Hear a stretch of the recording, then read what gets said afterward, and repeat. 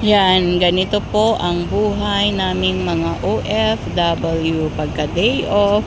Karamihan po ay nasa park, 'di ba?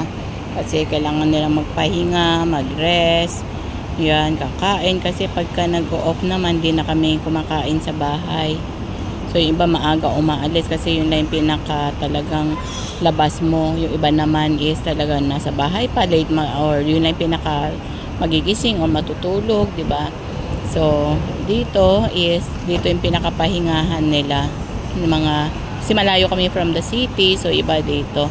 Sasakay ka pa diyan sa train, papunta kung saan mo gustong pumunta. So, medyo malayo yung mga dadaanan natin.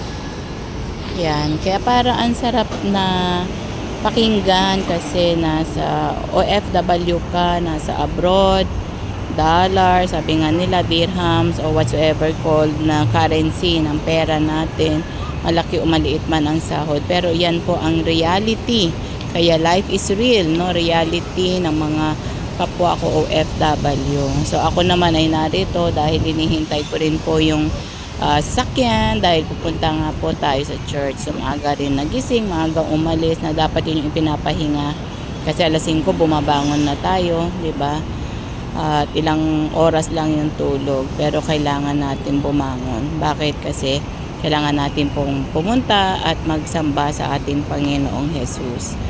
Okay, so while we are waiting, yan po yung talagang buhay ng mga kapwa ko OFW. Yung iba po dito is yun, pagka may talent ka o gift na nagmamanicure sa kapwa nating kabayan, yan, i-manicure mo siya, pedicure mo siya, at least may another kita ka.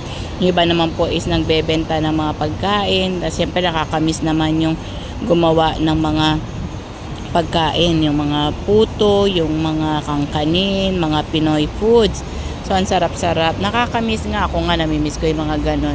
Wala lang nagtitinda ngayon. Gusto kong kumain sana ng puto pero wala siya. Wala yung mga kangkanin na nagbebenta. So yan, at least maganda naman yung panahon ngayon, 'di ba? Medyo hindi na siya mainit, medyo okay siya, malamig-lamig na. Kaya yan po. So yan po yung may share ko ngayon. Hindi po lahat ng nasa abroad ay maganda ang buhay. So diskarte po yan para kumita, no? At syempre ang importante dito is malakas tayo, malusog tayo, at upang may mapadala sa ating mga pamilya, at syempre upang patibayin yung ating pananampalataya at tiwala din sa ating Panginoon, lalo na pag dumaan yung homesick sa buhay ng isang tao, ang hirap po. Okay, so be blessed po, panalangin nyo ang lahat ng mga OFW at nawa nasa mabuti silang kalagayan. So ito po muli, shalom shalom Ate Jackie, bye for now.